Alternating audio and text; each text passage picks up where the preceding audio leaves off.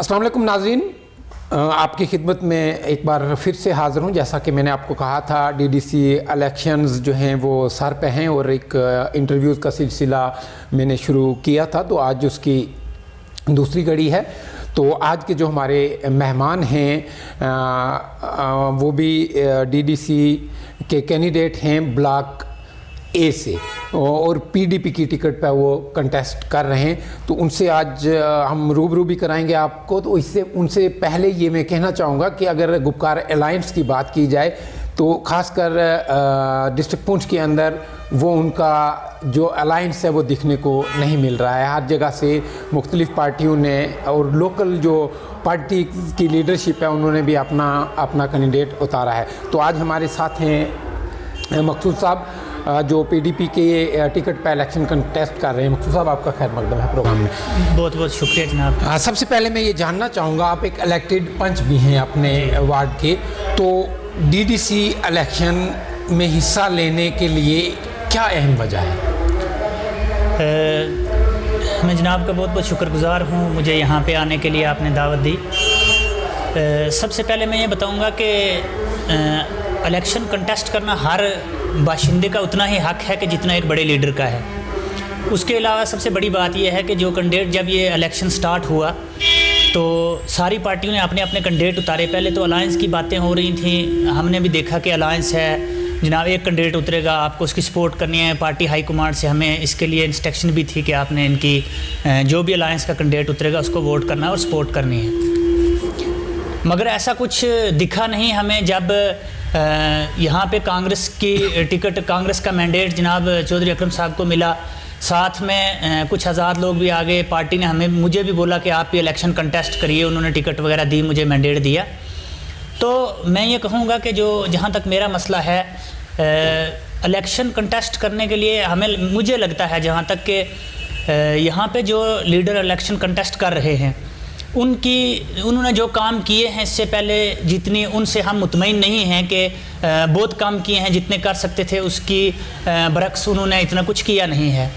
तो इसलिए मैंने सोचा कि मैं भी इस इलेक्शन में उतरूँगा और हम भी जो है लोगों की खिदमत करने के लिए, गरीब आवाम की खिदमत करने के लिए आगे बढ़ेंगे। जैसे आपने कहा कि लोगों की खिदमत करने के लिए आप भी मैदान में उतरे हैं, तो लोगों की खिदमत करने के लिए कितना अहम रहता है कि आपको एक कुर्सी पे होना लाजमी है? असल बात यह है कि अगर आप इस तरह, अगर आम आदमी अगर किसी आवाम की या किसी जगह की या इलाके की खिदमत करना चाहे तो उसके लिए काफ़ी मुश्किलात का सामना उसको करना पड़ता है। क्योंकि सबसे बड़ी बात तो ये आजकल स्टेट में हालात ऐसे हैं कि अफसरशाही हो चुकी है। आम आदमी को दफातर तक, अंदर तक जाने की रसाई नहीं हो सकती। कम से कम जो बंदा इलेक्शन कंटेस्ट करेगा उसको एक मौका मिल जाता है, वो किसी भी जगह जाए और किसी भी ऑफिसर के साथ बात करे या मीडिया पे, जैसे आपने मुझे बुलाया है। आम आदमी को आजकल जो है बड़ी परेशानियों का सामना करना पड़ता है बगैर किसी तो इसमें बात करें कि आपके अहम जो मंशूर हैं वो क्या हैं, क्या क्या किस किस चीज़ में, और कितनी पावर है जो डीडीसी का मेंबर होगा, उसकी कितनी पावर है और क्या क्या काम आप करवा सकते हैं? डिस्ट्रिक्ट में डीडीसी का जो मेंबर है वो तो बनने के बाद ही पता चलेगा। बेसिकली जैसे इसके लॉ है या इसके मुताबिक लिखा गया है, यहाँ पे जम्मू कश्मीर में तो पहली बार डीडीसी का इलेक्शन हो रहा है। इससे पहले हमने तो डीडीसी मेंबर यहाँ पे देखा भी नहीं है, वो कैसे काम कर रहे हैं, क्या कर रहे हैं। मगर जैसे मैंने इसके बारे में मुझे जानकारी है कि डिस्ट्रिक्ट के अंदर डेवलपमेंट का कोई भी काम जो है डीडीसी मेंबर जो है उस पर वो काम कर सकता है। वो किसी भी जगह जाके, जैसे हमारे सड़कों का मामला है, हम लेके उसको, स्कूल्स के मामले हैं, हमारे पंचायत के मामले हैं, काफ़ी सारी बिल्डिंगें जो आज तक बनी नहीं हैं काफ़ी इलाके में, जैसे पंचायत घर हैं और कम्युनिटी हॉल थे कुछ आज तक रुके पड़े हैं, उनके लिए हम बोल सकते हैं, आगे बढ़ सकते हैं। हाँ, इसी के साथ जो खासकर आपका हाड़ी इलाका है वो काफ़ी कंट्रोवर्शियल है इन दिनों। जैसे मीडिया में हमने देखा है कि काफ़ी चीज़ें भी, खबरें उभर कर सामने आ रही हैं और सोशल मीडिया पर लोग वीडियोस बना के अपलोड कर रहे हैं। तो मैं ये जानना चाहूँगा, क्योंकि ख़ास उसी जगह से आप में पिछले दिनों एक वीडियो जो वायरल हुई थी, शहराज नामी एक शख्स ने वायरल करके ये क्लेम किया था कि वहाँ से कुछ लोगों ने जो है वो काफ़ी जुल्म किए हुए हैं, कोई सड़कों का मसला था, कोई टारे जिनको हम बोलते हैं उनका मसला था, और काफ़ी मसाइल उन्होंने बयान किए। तो वो मैं जानना चाहूँगा कि वो तफसील क्या है और ग्राउंड पे वो क्या चीज़ है, या कोई ऐसा उस कैंडिडेट के खिलाफ प्रोपेगेंडा किया जा रहा है? नहीं, असल में ये तकरीबन 3-4 साल पहले ऐसा हुआ कि कुछ लोगों ने कोर्ट में एक रिट दायर की, उन्होंने एक केस PIL दायर की कि क्या करें कि जो लोग जंगलों में जो रह रहे हैं, जो मतलब फॉरेस्ट लैंड है या जिसको खालसा सरकार कहा जाए, उनसे लोगों को निकाला जाए। तो उसमें आज जो कैंडिडेट इलेक्शन कंटेस्ट कर रहे हैं जनाब शाहनवाज चौधरी साहब, तो उनके फैमिली मेम्बर्स भी थे जिनके आज वो रिट कापी में जिनके नाम भी हैं, आपने देखा होगा वो शराज ने बताए थे, उसमें सिग्नेचर वगैरह भी हैं। उन्होंने वो केस किया, उसके बाद उस पर काफ़ी अर्सा से हमारे सीनियर लीडर हैं PDP के जनाब जावेद साहब, उन्होंने उस पर काफ़ी अर्सा रोक लगा के रखी, उस पर कोर्ट तक गए, वो उन्होंने उस पर स्टे का आर्डर लिया कि इनको मकानों को ना गिराया जाए, बल्कि लास्ट पे हाई कोर्ट में जाके उन्होंने जनाब जो जिन लोगों ने इस पर रिट की थी, वो PIL की थी, तो वहाँ से उन्होंने आर्डर लिया। उसके बाद काफ़ी लोगों के मकान तोड़े भी गई, जैसे उन्होंने बताया था शराज ने, तकरीबन मेरे नॉलेज में तो 13-14 मकान थे। तो ये हाड़ी वो जो मकान तोड़े गए थे वो कौन सी जगह पे थे? वो सरकार की ज़मीन में थे या वो उनकी अपनी प्रॉपर्टी थी जहाँ मकान तोड़वाए उन्होंने? देखें, इसके बारे में मैं तो आपको बता नहीं पाऊँगा कि वो जंगलात के थे या खालसा सरकार के थे या रेवेन्यू डिपार्टमेंट वालों को पता होगा। जहाँ तक मेरा नॉलेज है, मैं बचपन से वहाँ पे उन लोगों को बसता हुआ देख रहा था। जब से मैंने होश संभाला है वहाँ पे लोग बस रहे थे लगातार, आज भी वहाँ पे कुछ लोग जो बचे हुए हैं वो बस रहे हैं। काफ़ी लोग ऐसे थे जिनके मकान वहाँ पे सिर्फ वही जगह थी उनको, मतलब खाना बदोश अगर उनको कहें तो मतलब ठीक रहेगा, जिनको जगह ही वही थी, वहाँ पे उन्होंने क्या किया कि उनके मकान तोड़े गिराए गए। आज भी वो लोग किसी दूसरे पड़ोसी या आस पड़ोस में रह रहे हैं। तो उसमें काफ़ी सारा ऐसे हाड़ी में काफ़ी सारे ऐसे स्कैंडल हुए हैं जिनमें मकान गिराने के हैं, लोगों को मार दाड़ है, ऐसे वहाँ पे लोगों को मतलब डरा धमका के रखा जाता है। तो ये इसकी क्या वजह है कि इलेक्शन के दिनों में ही ये चीज़ें वायरल हो रही हैं, ये वीडियोस वायरल हो रही हैं? क्या इससे पहले ये उनके खिलाफ आवाज़ नहीं उठ सकती थी? देखें, आज लोगों के अंदर का एक दर्द जाग रहा है। जब कैंडिडेट किसी के पास वोट मांगने जाता है तो उसको अपनी पीछे जो भी बैकग्राउंड होती है वो याद आती है उनको। तो जो लोगों के साथ नाइंसाफ़ियाँ हुई, किसी भी मैं कहूँ कि ऑफिसर ने या कहीं भी किसी भी ऑफिस में इतना बड़ा उसके खिलाफ कोई बोला नहीं, तो आज जब लोग वोट मांगने उनके घरों में जा रहे हैं तो वहाँ के जो ज़िम्मेदार लोग हैं या जिन लोगों के साथ जुल्म हुआ है वो इस चीज़ पे आगे आए हैं और वो बोल रहे हैं कि अगर आज आप हमारे पास वोट लेने आए हैं तो आपने हमारे साथ इससे पहले जो ये मकान गिराने के या और नाइंसाफ़ियाँ हुई हैं इन पे आपने कितना काम किया है। इसलिए आज ही लोग जो हैं ये ज़्यादा मामले उठ रहे हैं जब कैंडिडेट उनके पास जाते हैं। इसमें हम बात करेंगे क्योंकि ये बड़ा पेचीदा मसला है। अगर किसी का घर गिराया जाता है, किसी की ज़मीन हड़प की जाती है या किसी को डराया धमकाया जाता है उस वक़्त की, माफ़ कीजिएगा, उस वक़्त की बात हम करें कि उस वक़्त हमारे जो यहाँ के MLA हैं वो इक़्तिदार में थे, तो MLA साहब का क्या रोल रहा था इस PIL में? क्या उन्होंने तो अपनी कल मैंने एक वीडियो देखा है जो वायरल हुआ है, उसमें उन्होंने कहा था कि मुझे इल्म नहीं है, मुझे इस चीज़ का इल्म नहीं है कि क्या हुआ था, मुझे बाद में पता चलता है जब वो मसला कोर्ट में पहुंच जाता है। देखें, जिस टाइम ये हुआ तकरीबन लगभग 2-3 साल ये केस जो है यहाँ पे कोर्ट में चला। उसके बाद फॉरेस्ट डिपार्टमेंट ने वहाँ पे जाके लोगों को बोला कि आप अपने अपने मकान हटा लें या गिराए या जो भी हुआ वो आप सबको पता ही है। इस दौरान MLA साहब की कोई भी स्टेटमेंट इसमें नहीं आई, हमने तो ना सुनी तो ना देखी, कोई भी ऑफिशियली स्टेटमेंट उनकी नहीं थी। अब वो जाने या उनके जो आगे पीछे काम करने वाले लोग हैं उस पर क्यों स्टेटमेंट उन्होंने नहीं दी, क्यों उन्होंने चुप्पी साधी रखी, ये तो उनको पता होगा या उनके साथ काम करने वाले लोगों पर। जहाँ तक मुझे नॉलेज है MLA साहब की कोई भी स्टेटमेंट उसमें नहीं आई। तो इसमें आप जैसे बयान कर रहे थे कि जावेद साहब का एक अहम रोल रहा है, उनका क्या रोल था इस चीज़ में? जब मकान गिराने उन्होंने जावेद साहब ने मकान जब गिराने के लिए ये PIL दायर की तो उन्होंने लोगों को लिया जाके उसके ख़िलाफ़ अगेंस्ट जावेद साहब ने जाके कोर्ट में उसके खिलाफ स्टे लिया था। हाँ, उसको रोकने के लिए।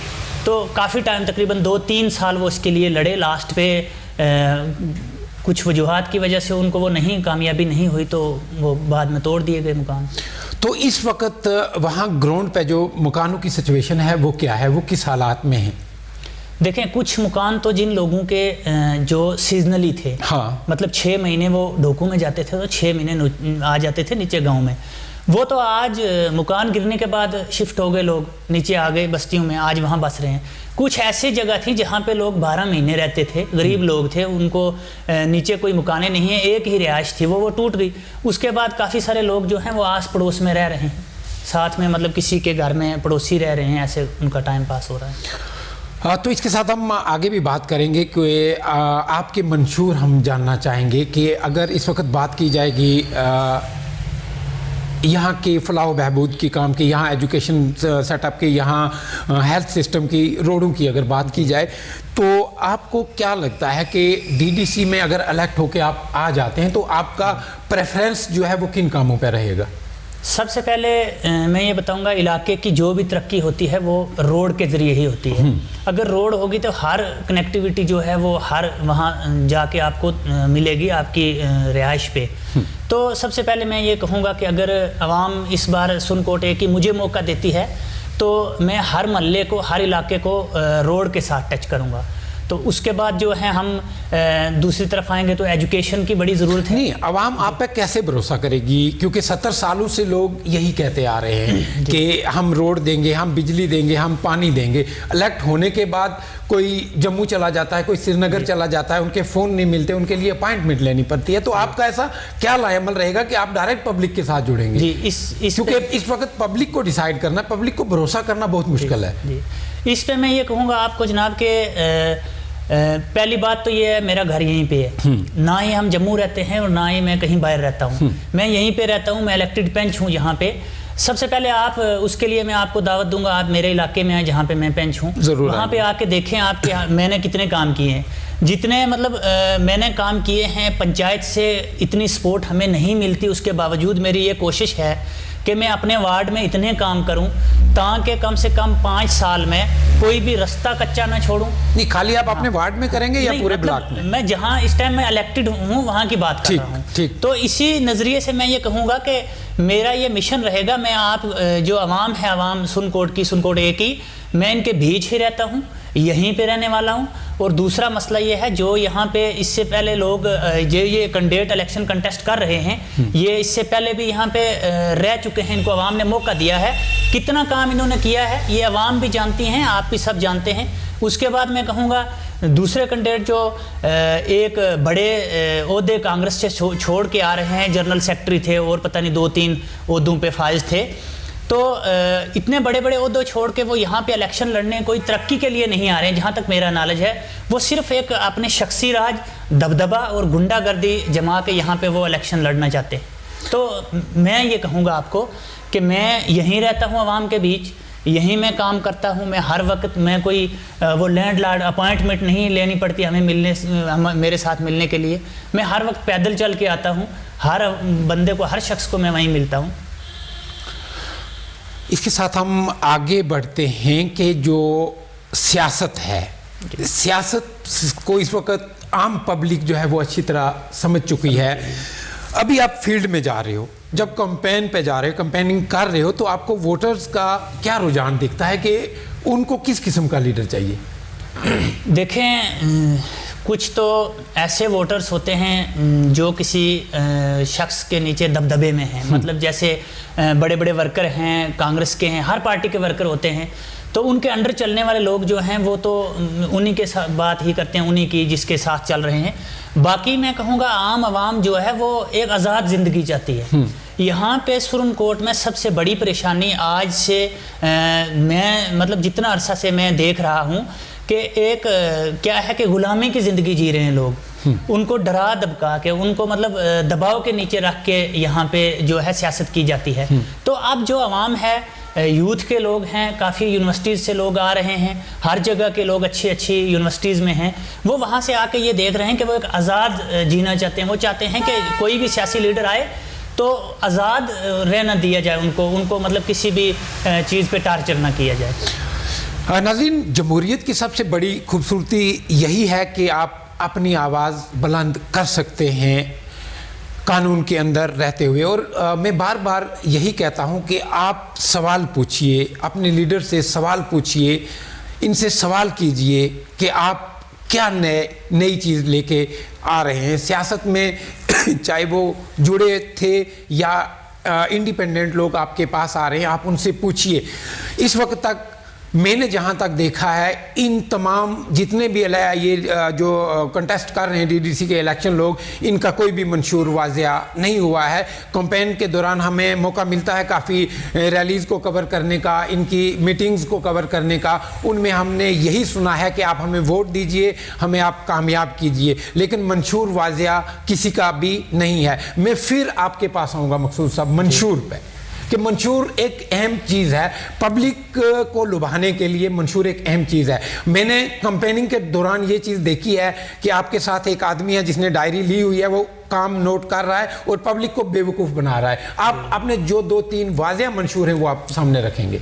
हमारा सबसे पहले मंशूर ये होगा कि हम हर इलाके को रोड से टच करेंगे, रोड कनेक्टिविटी।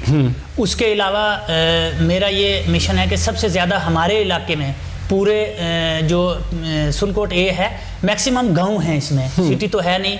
पानी की बड़ी परेशानी है लोगों को। सबसे ज़्यादा मेरा दूसरा जो मंशूर, सबसे बड़ा मंशूर है, वो ये है कि हम हर घर पानी लगाएंगे। बिजली के मामले हैं, हर मोहल्ले में, हर जगह जहां 15-20 मकान लोगों के हैं, वहां पे हम ट्रांसफार्मर देंगे, बिजली वहां पे पहुंचाएंगे। उसके बाद जो स्कूल्स हैं, बिल्डिंगें पड़ी हुई हैं, उनको रिपेयर करवाएंगे, स्कूल्स अच्छे जो हैं बनवाएंगे। तो ये मतलब जो बेसिक चीज़ें हैं उन पे हम सबसे ज़्यादा ध्यान देंगे। हिल काका की अगर मैं बात करूं, इस 21वीं सदी में भी वो लोग आज से 100 साल पहले जैसे ज़िंदगी गुजारी जाती थी वैसे गुजार रहे हैं। उन लोगों के लिए आप क्या कहेंगे कि उनको क्या क्या फैसिलिटीज़ होनी चाहिए और अभी तक क्यों नहीं पहुंची है? वहाँ मरकज़ी सरकारों के भी बड़े दावे हैं, रियासती सरकार का भी दावा था, जो हमारे यहाँ लोग थे उनके भी ये दावे थे, लेकिन वो लोग अभी भी पिछड़े हुए हैं। रोड नहीं है, बिजली नहीं है, मोबाइल नहीं है, यानी इस पूरी सुरनकोट वैली से वो लोग अनटच हैं। उन लोगों को कैसे सहूलियात पहुँचाई जाएगी? देखें, हिल काका की जहाँ तक बात है, इसमें सबसे ज़्यादा तो मैं ये कहूँगा कि उन लोगों की नाअहली है जो आज से पहले इलेक्टेड रहे हैं। हिल काका में सबसे इम्पॉर्टेंट चीज़, सबसे ज़रूरी है, वहाँ पे रोड होनी चाहिए सबसे पहले, क्योंकि वो रोड की वजह से लोग इतने अनटच हो जाते हैं, 6 महीने वो बाज़ार तक पहुँच नहीं पाते। काफ़ी बर्फानी इलाका है, मेरा जाता हूँ वहाँ पे, हमारा अपना इलाका है, हम जाते हैं अक्सर। तो वहाँ पे सबसे पहले ये है कि पानी होना चाहिए, उनको स्टोर जो है वहाँ पे अपना होना चाहिए, उनको राशन लेने के लिए यहाँ पे आना पड़ता है। गवर्नमेंट की तरफ से वहाँ पे एक डिपार्टमेंटल स्टोर खोला जाए, जिसमें गवर्नमेंट उन लोगों को वहाँ पे जो है एक बना के दे शॉपिंग कम्प्लेक्स, उसमें वहीं हर चीज़ वहाँ पे मिले। और सबसे पहले ये उनको रोड होनी चाहिए, रोड होगी तो सब फैसिलिटियाँ उनको खुद वहीं पे लोकल मिलेंगी। तो काफ़ी परेशानी का सामना करना पड़ा है हिल काका के लोगों को आज से पहले। पीर पंचाल की सियासत की बात करूंगा मैं जी। 70 सालों से इसमें आपकी पार्टी की भी हुकूमत काफ़ी देर तक रही है। कोलेशन में वो जिसके साथ आज आप ऐसा कुछ कर रहे हो, कुछ बोल रहे हो, उनके साथ भी आपका अलायंस रहा है और आपने सरकार बनाई। उस चीज़ पर मैं नहीं आऊँगा। पीर पंचाल की जनरली अगर बात की जाए, आज तक पीर पंचाल टूरिज़्म के मैप पे नहीं आया है। हालांकि इस पीर पंचाल के अंदर बड़ा पोटेंशियल है इस चीज़ को लेके, लेकिन इस चीज़ के हवाले से आप क्या कहेंगे कि पीर पंचाल में जो सियासी बदलाव है वो कैसा होना चाहिए? देखिए, सबसे पहली बात यह है कि पीर पंचाल में मैं तो ये समझता हूँ कि नए चेहरों को मौका देना चाहिए। सबसे पहली बात यह है, मैं भी तो न्यायी हूँ, मैं भी यही चाहूँगा कि मुझे मौका दे अवाम। नए चेहरों को मौका देना चाहिए, जिन लोगों के अंदर एक यंग लोगों के अंदर एक जोश होता है काम करने का, उनको मौका देना चाहिए। बाकी टूरिज़्म की बात जहाँ तक है तो बहुत कम जो है काम किया है टूरिज़्म ने यहाँ पे। हमारे पास ऐसे ऐसे जगह हैं जो गुलमर्ग से या सोनामर्ग से कम नहीं हैं, वहाँ पे आज तक रोड तक नहीं पहुँची। सबसे पहले मैं फिर वही बात आ गई, जब तक रोडें नहीं पहुँचेगी, जब तक टूरिज़्म है, कोई भी डिपार्टमेंट पूरी तरीके से काम नहीं कर पाएगा। मैं इसी के साथ बात करूं, रात को एक मेरी जो डिबेट थी, लाइव डिस्कशन थी हमारी, उसमें इरशाद काजी साहब हैं, उनका एक सवाल था कि आप इन लोगों से पूछिए कि जो इक़्तिदार में रहे हैं, जो भी लड़ाई लड़ रहे हैं, एक इलेक्शन की इसको मैं लड़ाई बोलूँगा, जी जी, कि क्या इन लोगों के पास रैली करने के लिए कोई ग्राउंड है? अभी तक उस किस्म की कोई रैली यहाँ नहीं कर पाए हैं, ये उसकी वजह से कि ग्राउंड नहीं है। पहले ये होता था कि सुरनकोट बावली के मकाम पर रैलियाँ की जाती थी, आज अगर होती है तो सीधा पुलिस उठा के ले जाएगी। तो क्या समझते हैं आप कि वो ग्राउंड होना चाहिए या नहीं? देखें, इस पे मैं कल ही कुछ साथी थे उनके साथ बैठा हुआ बात कर रहा था कि हमें काफ़ी ऐसी बेसिक फैसिलिटीज़ हैं जिन के बारे में आज तक हमने ना ही किसी लीडर से पूछा, ना ही हमसे किसी ने बात की। जैसे आपने कह लिया कि रैली करने के लिए हमें लोगों की मलकियत जगहों में जाके रैलियां करनी पड़ती हैं, उनसे पहले इजाज़त लेनी पड़ती है। अगर वो मना कर दें तो नहीं होती है, क्योंकि हमें शिफ्ट होना पड़ता है आगे पीछे। कोई भी ऐसी ग्राउंड्स जो है हमारे सुरनकोट स्पोर्ट्स से बहुत अनटच है। ग्राउंड्स होगा, अगर गवर्नमेंट कोई ऐसा बड़ा ग्राउंड देगी जिसमें बंदा रैली भी करेंगे, जिसमें खेल कूद के लिए मौका मिल सकता है नौजवानों को। एक ग्राउंड हमारे पास था सुरनकोट का, तो वो ज़बरदस्ती आर्मी ने हत्या लिया, उसको बंद कर लिया। उसमें किसी भी मैं यही कहूँगा फिर किसी भी बड़े हाई कमांड के जो लीडर थे, कोई किसी भी पार्टी का हो, किसी ने उस पर कोई एक्शन नहीं किया। तो इसकी अशद ज़रूरत है। ये मैं कहूँगा कि जो भी कैंडिडेट यहाँ पे जीत के आए उसको सबसे पहले प्रायोरिटी पे इस चीज़ पे काम करना चाहिए कि यहाँ पे सबसे पहले एक ग्राउंड बनाया जाए जिसमें सियासी रैली ही नहीं हो, बल्कि उसमें और एक्टिविटी भी बहुत सारी हो सकती हैं। स्पोर्ट्स है, जैसे स्पोर्ट्स में बहुत पीछे चले गए हैं हम लोग। तो मकसूद साहब, लास्ट सवाल जो मेरा ये रहेगा आपसे कि ज़िला पुंछ की अगर हम बात करेंगे, ज़िला पुंछ के अंदर म्यूनसिपलिटी एक्टिवेट हुई है, म्यूनसिपलिटी के इलेक्शन हुए, म्यूनसिपलिटी के काउंसलर बने, म्यूनसिपलिटी के चेयरमैन बने, लेकिन फिर भी आज भी जो बाज़ारों की हालत वही है जो पहले हुआ करती थी। तो इस पे आप क्या कहेंगे कि चेंजिंग कैसे आनी चाहिए डीडीसी से हट के म्यूनसिपलिटी पे भी? अगर मैं आऊँ म्यूनसिपलिटी की जहाँ तक बात है, लोगों को चाहिए काम करें। सबसे पहली बात तो ये है कि हमारी आवाम जो है वो इस पे वोट दे के आवाम 5 साल तक घर में बैठ जाती है। हालांकि ऐसा होना नहीं चाहिए। अगर आपने एक किसी लीडर को भी आपने वोट दे के, जैसे मुझे भी पेंच बनाया है, किसी भी लीडर को आपने वोट दे के किसी चेयर पे बिठाया, तो आप उसको जहाँ वहाँ पे लोग सो जाते हैं जाके, जैसे है यहाँ पे लीडर सोए हुए हैं कुर्सियों पे, कोई पूछता ही नहीं है उनको। जाके उनको थोड़ा सा झंझोड़ना चाहिए, उनसे पूछना चाहिए आपने क्या किया है। सुरनकोट में जैसे म्यूनसिपलिटी आज जितना गंद पहले से उससे डबल हो गया आज, क्योंकि म्यूनसिपलिटी के जो चेयरमैन थे, जो यहाँ के काउंसलर थे, बनने के बाद वो लोग, सबसे बड़ी हमारे यहाँ पे बीमारी कमीशन की चल गई है। आज कमीशन खाते हैं लोग, रिश्वतखोरी इतनी हो चुकी है कि कोई भी डिपार्टमेंट, कोई भी लीडर बिल्कुल काम नहीं कर रहा है। आवाम चुपके से देख रही है, वो 5 साल का इंतज़ार कर रही है। ऐसा होना नहीं चाहिए। उनको निकलना चाहिए सामने आवाम को। अच्छे अच्छे लोग बोलने वाले हैं जो इलेक्शनों में बोलते हैं, खाली रैलियों में तकरीरें करते हैं, उनको रैलियों से हट के भी काम करना चाहिए। 5 साल तक आप लीडरों को बोलें, जो यहाँ के चेयरमैन उनको उठाएं और उनको दिखाएं कि बाजार का क्या हाल हो रहा है। नाज़रीन, वक्त आ गया है इस चीज़ का। मैं आम लोगों से ये कहूँगा, मैं यूथ से खासकर ये कहूँगा कि आपके पास अभी भी, जब तक इनकी कैंपेनिंग जो है वो चल रही है, आपके पास वक्त है। आप इनसे पूछिए, सवाल आप भी पूछो, सवाल मैं भी पूछता रहता हूँ और पूछता रहूँगा कि आपने क्या किया, अगर उसको भूल के, क्या किया उसको भूल के क्या करोगे, वो सवाल आप ज़रूर पूछिए। मकसूद साहब, आपका टाइम देने का बहुत बहुत शुक्रिया। जी, छोटी सी गुजारिश है, मेरी माफ़ी चाहूँगा। स्कूल था एक हमारा, मैंने बताया था आपको, हमारे इलाके में सेंट्रल गवर्नमेंट की तरफ से एक स्कूल दिया गया था, इकलाविया पब्लिक स्कूल जो था, इकलाविया रेजिडेंशियल स्कूल। वो ट्राइबल इलाके के लिए था सिर्फ, मतलब उसमें ज़्यादा जहाँ ट्राइबल हैं वहाँ बनाना चाहिए था। उस पे मैंने पहले भी आवाज़ उठाई थी सोशल मीडिया पे काफ़ी, हम डीसी साहब तक भी गए थे। बेसिकली वो हमारे सुरनकोट ब्लॉक का था। उस टाइम ब्लॉक ए और बी तो नहीं थे, सुरनकोट ब्लॉक का था। मगर आज वो स्कूल जो है कहीं कागज़ों में गुम हो चुका है। इतना हमारे बोलने के बावजूद वो स्कूल जो है, मैंने सुना है कि उसको शिफ्ट किया जा रहा है शींदरा में। मैं सुरनकोट की जो यूथ है, सुरनकोट के जो मैं यहाँ जोन सुरनकोट पीडीपी का जोन सदर भी हूँ मैं यहाँ का, और मैं पीडीपी ही नहीं बल्कि सारी यूथ की तरफ से मैं ये गुजारिश करूँगा कि उस स्कूल को सामने लाया जाए। जो लोग बोलने वाले हैं, जो लीडर आज इलेक्शन कंटेस्ट कर रहे हैं या जो बन के कुर्सियों पर बैठे हैं, उनसे पूछें कि वो स्कूल आखिर कहाँ गया।